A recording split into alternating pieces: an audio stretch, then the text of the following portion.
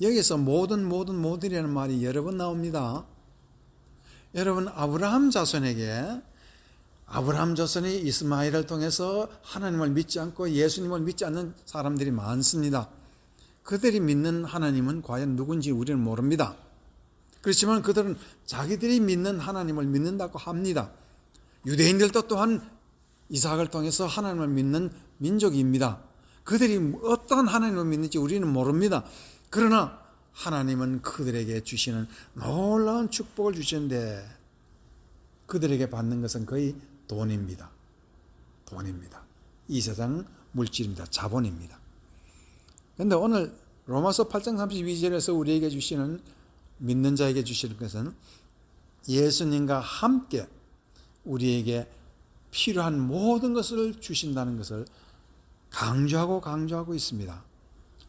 여러분이 다 아시는 바와 같이 막달라 마리아, 이 여인은 여인이지만 예수님이 마지막 돌아가시기 전에 그 발에 향유를 쏟고 자기의 머리채로 예수님의 발을 씻어주셨습니다. 그때 예수님은 유대인으로서, 유대인의 랍비로서 감히 여자가 가까이 와서 몸에 손을 대는 것은 있을 수 없지만은 예수님은 그것을 허락하셨습니다. 무엇이냐 하면은요, 예수님의 그 거룩하신 은혜는 이제 모든 사람에게, 비록 그것이 여자이면서 더러운 죄인이지만은 마귀 귀신을 7가지 가지도 있는 기막힌 여자이지만은 더럽다 멀리하지 아니하시고 죄인을 받아들였다는 것입니다. 믿고자 하는 사람을 멀리하지 않았다는 것입니다. 하나님 앞에 나오는 자를 절대로 하나님의 진심을 감추시지 아니하고 진실한 사랑을 보여주셨다는 것을 우리가 알 수가 있습니다. 그것이 바로 예수님이 이 땅에 오셔서 하나님의 진심을 다 보여주시기 위한 그 모든 생활이었습니다. 그것뿐만 아닙니다. 마가복음 7장 25절 26절에는 다음 같은 놀라운 역사가 있습니다. 헬라인 수로보니게 여인의 딸은 더러운 귀신 들린 사람인데 그 딸을 위해서 예수님 앞에 나와서 그 자기의 딸을 고쳐달라고 말을 할 때 예수님은 자기의 자식을 위해서 줄 것을 개들에게 주는 것이 합당치 아니하다라고 말을 했을 때, 그 말씀을 잠시 생각해 봐야 됩니다. 예수님은 지금 자녀에게 줄만 이스라엘 백성들에게 줄 것을, 축복을 개들에게 주지 않는다는, 개라는 것은 누구를 얘기하고 있냐면 헬라인 수로보니게 여인입니다. 이방 여인입니다. 이방 여인들에게 축복을 줄 수 없다 하는 것을, 그것은 유대인의 법칙입니다. 그런데 지금 예수님은 그 유대인의 법칙을 먼저 말을 했습니다. 그러니까 그것은 아주 비참한 말입니다. 왜 그러냐면은 딸도 더러운 귀신 들렸고 그 어미마저도 개로 취급받았습니다. 그러니까 엄마도 더럽고 자식도 더러운데 하나님의 은혜를 거기에 줄 수 있겠느냐? 참 기가 막히는 말입니다. 더러운 족속들에게 어떻게 하나님의 진심을 보일 수 있느냐? 그렇지만은 그 여인이 개들도 주인의 밥상에 떨어진 것을 먹나이다 하니까 예수님이 그제서 진심을 털어놓습니다. 딸아, 네 믿음이 옳도다. 네 믿음이 크도다 그랬습니다. 크다 그랬습니다. 그러면서 예수님의 진심을 털어놓고 그 귀신 들린 딸을 고쳐주셨습니다. 예수님이 이 땅에 오신 이유는 왜 오셨습니까? 하나님의 진심을 우리에게 보여주시러 오신 것입니다. 아무리 더러워도 개 같은 그 어미라도, 또한 개보다 더 더러운 딸이라도 멀리 하시지 않고 그들에게 하나님의 진심, 그러므로 말미암아 예수님은 유대인들에게 큰 욕을 받았습니다.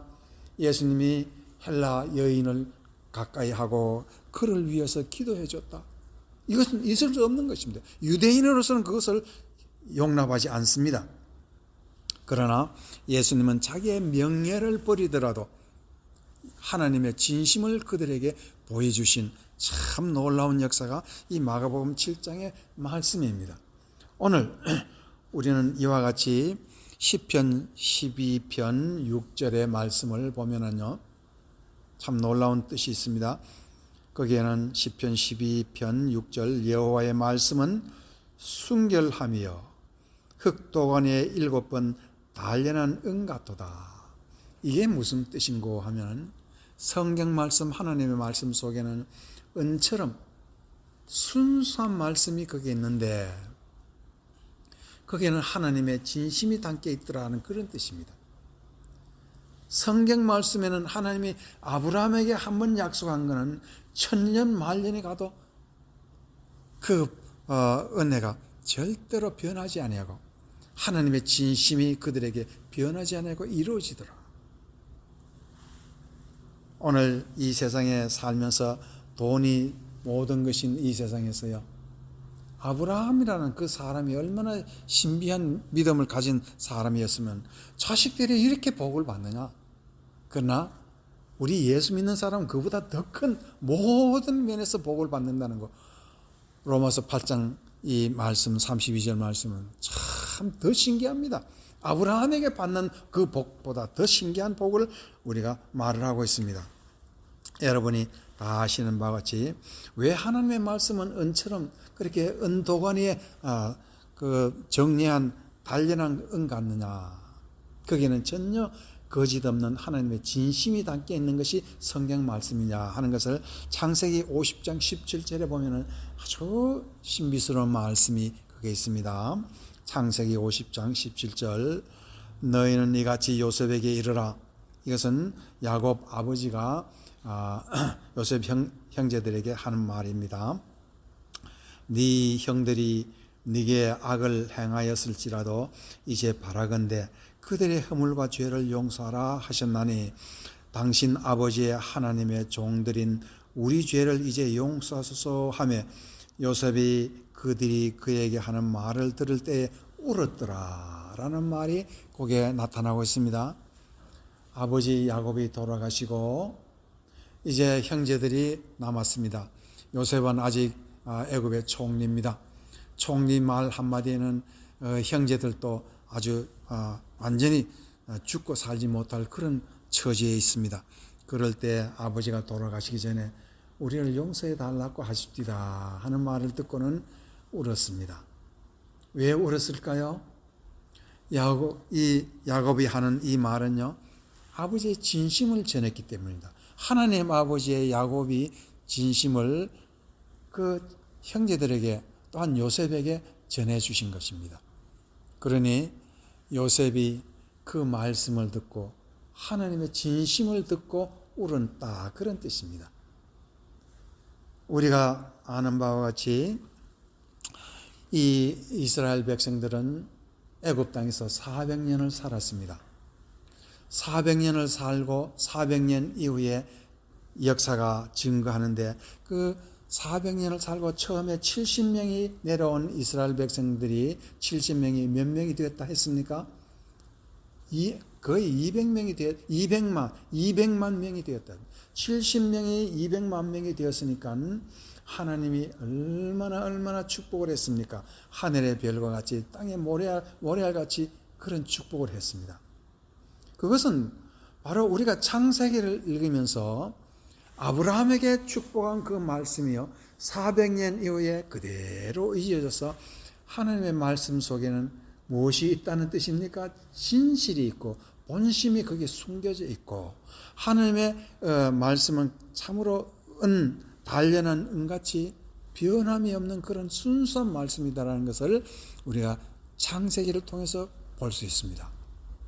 그래서 성경은요, 하나님의 말씀을 믿는 자에게는 철저하게 하나님의 진심을 우리에게 말해줍니다. 우리가 믿을 때 진심으로 믿어라. 무슨 뜻이겠습니까? 하나님의 말씀은 진심이기 때문에 우리가 진심으로 그 말씀을 받아들이면요, 하나님도 그 진심을 다 이룬다는 것입니다. 400년 동안 200만 명이 된다는 것은요, 있을 수 없는 그런 역사입니다. 그 역사가요, 하나님의 말씀 속에는 정말 진실이구나, 정말 본심이라 하는 것을 보이기 위해서 그와 같은 역사를 이루신 것입니다. 우리는 이 세상은 참 허무하다. 이 세상에 우리가 사는 데는 뭐 크게 우주 이 사시사철을 보면은 참 허무하고 무언가를 마음 둘 곳이 없는 세상이다라고 말을 하고 있습니다. 그런데 우리가 이 세상 우주를 보면은 모든 것이 무심하고 과학적으로 이렇게 기계적으로 이렇게 움직이는 것이 세상인 것 같은데, 이 무심한 이 세상, 그 속에는 하나님의 진심이 가득하다라는 그런 뜻입니다. 그것이 진심이라는 것이 성서 속에도 가득하고 이 우주 속에서도 하나님의 진심은 가득합니다. 그래서 오늘 성경 말씀을 보면은 많은 면에서 아무리 추하고 더러운 사람 속에서도 예수님은 하나님의 진심을 주시고 보여주시고 증거했습니다. 그러면 오늘 하나님의 본심이라 하는 것은 과연 무엇이냐? 그 본심이라 하는 것은 영원히 변치 않는 속성이 있습니다. 하나님의 진심은 변치 않습니다. 예수님이 우리를 위해서 돌아가신 그 귀한 보배 피, 우리의 죄를 씻는 그 역사는요, 변치 않는 진심입니다. 아무리 10,000년, 20,000년 후에라도 예수님의 보혈은요, 변치 않습니다. 그것은 하나님의 진심이 그 속에 있기 때문입니다. 그래서 마가복음 6장 33절에는 또한 같은 말씀이 있습니다. 그런즉 너희는 먼저 그의 나라와 그의 의를 구하라. 그리하면 이 모든 것을 너희에게 더하시리라. 우리가 그의 나라와 그의 의를 구하라는 것은요, 하나님의 진심을 구하라는 것입니다.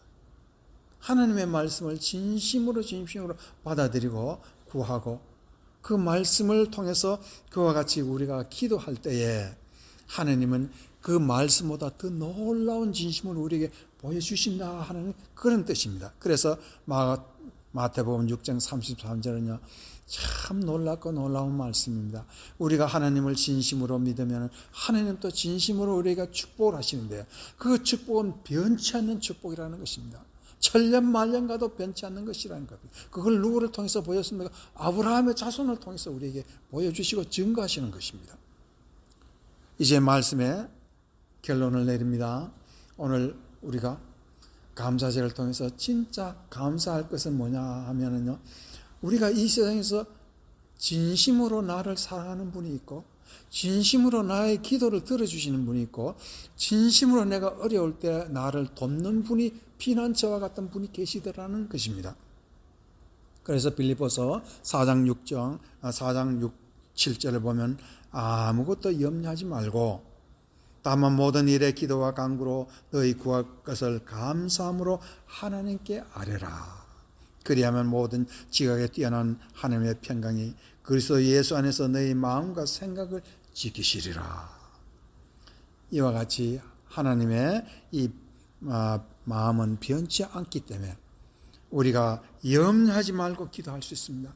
하나님의 마음이 변했을까? 아닙니다. 우리의 마음이 변했지 하나님의 마음이 변치 않습니다.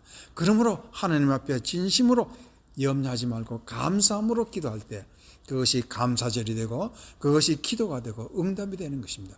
그와 같은 감사절에 큰 하나님의 진심과 본심을 찾는 여러분이 되기를 주의 이름으로 축원합니다.